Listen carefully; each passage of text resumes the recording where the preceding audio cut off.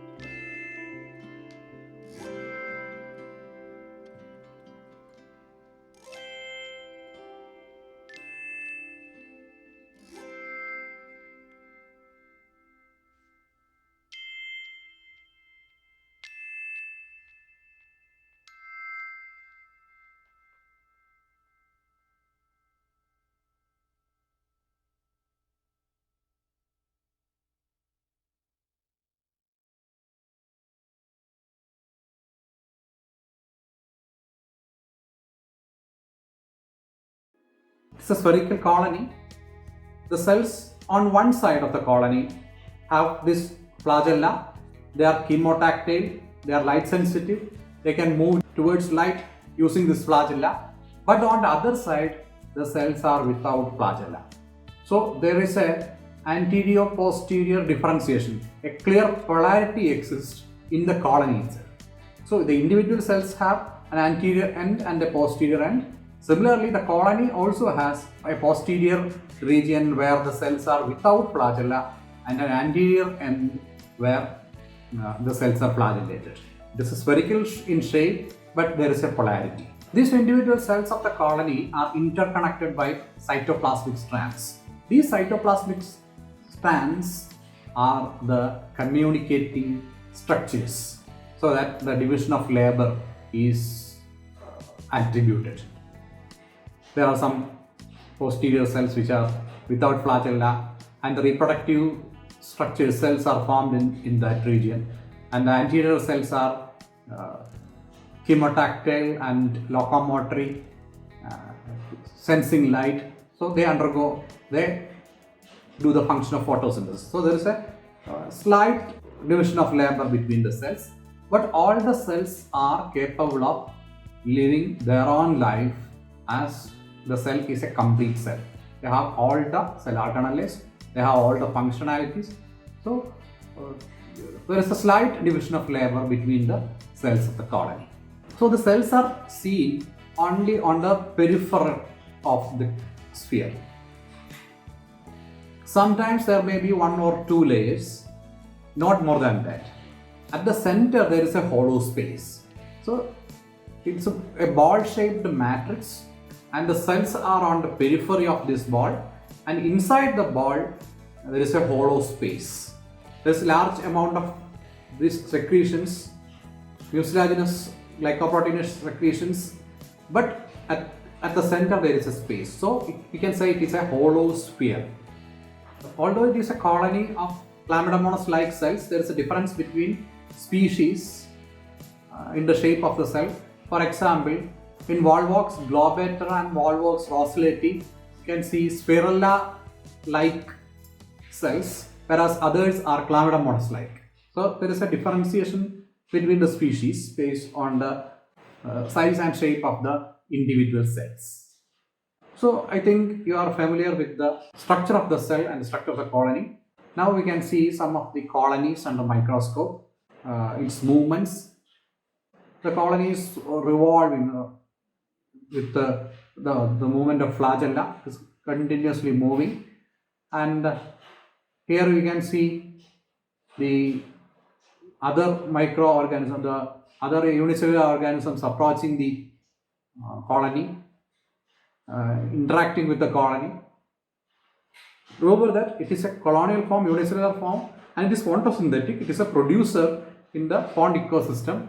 So many microorganisms, many eukaryotic unicellular organisms, protistants, depend on these cells for their food. So they approach the plant, the Volvox, and consume the reserve food material, consume the cells. So it is a major producer in the pond ecosystem. So this is the structure of a colony. Now we will move to the reproduction. The Volvox reproduce by both asexual and sexual methods. There is specific mechanism for asexual reproduction and sexual reproduction, but vegetative reproduction is by fragmentation. If the colony separates by mechanical breakage, the fragments grow and form another colony, different colonies. So vegetative reproduction is there by mere separation of the colony or the cells, but asexual reproduction and sexual reproduction are with the help of specific mechanisms. We will see what are the methods of reproduction in Volvox. Coming to the asexual reproduction, the asexual reproduction is by gonidia. Usually, the cells towards the posterior end, which are not active in photosynthesis and without flagella, take part in the asexual reproduction. These cells become enlarged up to 10 times of other cells. So it accumulates large amount of reserve food and enlarges in size, and it slowly migrates towards the inner region of the sphere. So it appears as a sphere, like a ball. On the anterior end, there are photosynthetic cells. On the posterior end, there are many non-photosynthetic, non-flagellated cells. One of these posterior cell become enlarged and moves inside to the inner part of the colony. This cell is known as the gonadium. The gonadium lost its eye spot and pyrenoid become enlarged, or it divides and increase in number. Then the gonadium undergo divisions. This division is unique and in a highly specialized pattern. The first division of this gonadium is longitudinal. All the divisions are longitudinal. The first division is longitudinal and the gonadium divides into two. So it is a remember the shape of the cell, chlamydomonas like shell. It's undergo a longitudinal division. So two cells are formed. Next division is also longitudinal but at right angles. So this undergo another division like this. So four cells are formed. You can say like this. These four cells are formed. So, or we can compare like this. If we take this as a single cell, it divides into two cells. Then longitudinally it divides again. So four cells are formed. Four cells are formed. 1, 2, 3, 4 cells are formed. Now, the next division is also longitudinal. How this cell undergo division here. So this splits into an outer cell and an inner cell. This also undergo longitudinal division and out to an outer cell and inner cell. This also undergo the same division, an outer cell and inner cell. So a longitudinal division of these cells takes place once again. So a single cell divides longitudinally. Two cells are formed. These two cells undergo one more division, that's also longitudinal. Four cells are formed. The third division is also longitudinal, but that happens like this. So two cells, two cells, two cells, two cells. Total 8 cells are formed. This stage is known as Pluckia stage because this Pluckia stage is three-dimensional. Because there are 4 inner cells and 4 outer cells, and inner cells appears towards the back and outer cells appears slightly upwards, so it appears as a saucer.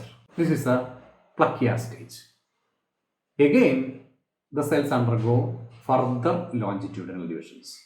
So after so many divisions, it appears as a sac with a small opening at the tip. So it appears like this. This is a sac. The saucer-shaped cells divide in all planes and form a sac-like structure, and at the one end it is closed because the saucer appears like this. One end it is closed, but at the other end it has a small opening like this, and this opening is known as pore. Now think about the cells in the daughter colony. The mother cell was a cell pointed towards outside, so it pulled back and undergoes these divisions. So all the cells are pointed towards the inner side of the sac. The anterior end of the cells are pointed towards the inside. At a particular stage, through this pore, the base of the daughter colony comes out like this. It is completely reversed. Just like we like this. The inner portion, the inner region now becomes on the outer side. So the pointed end comes outside. More glycoproteins are secreted, and this pore is also closed, and it becomes globular, and all the cells are pointed towards the outside.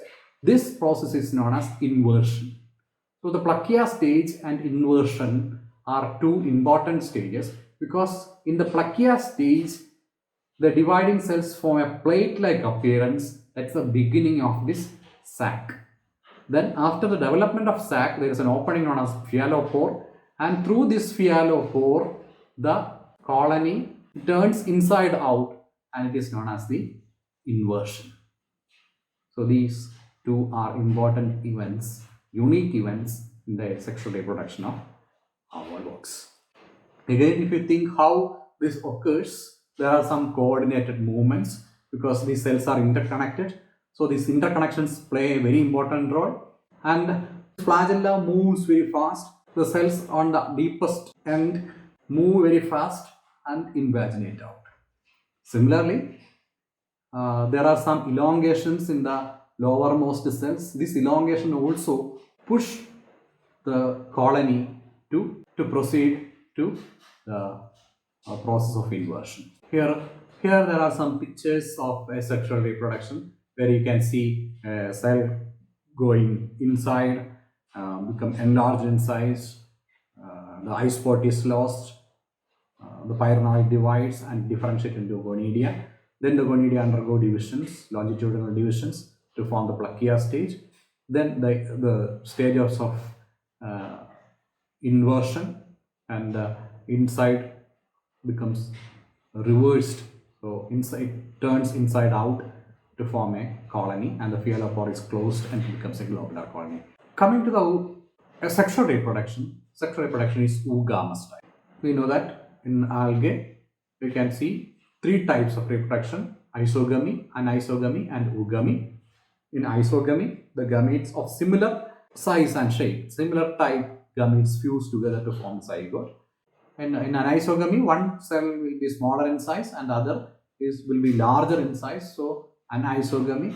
In the case of oogamy, one of the gamete will be motile and the other will be stationary, and that stationary gamete will contain all the cellular components, the surface materials, etc. So it will be large in size. So this is the most developed type of sexual reproduction. So in the case of Volvox, we can see oogamy.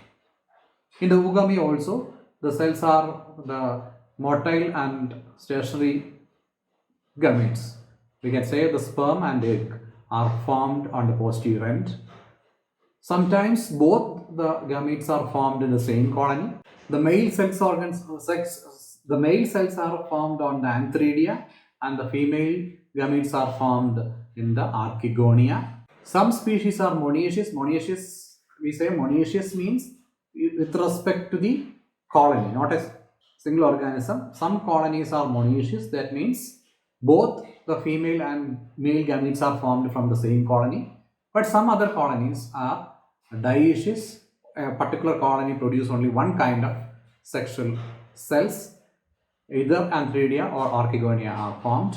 So they are known as dioecious colonies. In both the cases, they release the flagella, eye spot is reduced, enlarge in size, and become the gametangium. The male antheridia, the cells undergo multiple divisions and form motile spore-like gametes. It is known as antherozoid. Each antherozoid is biflagellate, small in size, uninucleate, and contain chloroplast. So it is just like a zoospore, but will be smaller in size. The antherozoids are released from the cells at maturity. The female gametangium does not divide.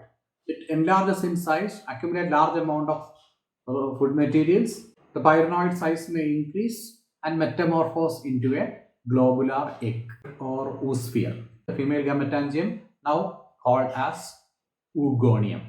These antherozoids, motile antherozoids, are attracted towards this oogonium chemotactically. You can sense the presence of an oogonium, so they swim towards the oogonium, and only one antherozoid can fertilize an egg. The fertilization results in the formation of a zygote, and the zygote secretes a wall of its own.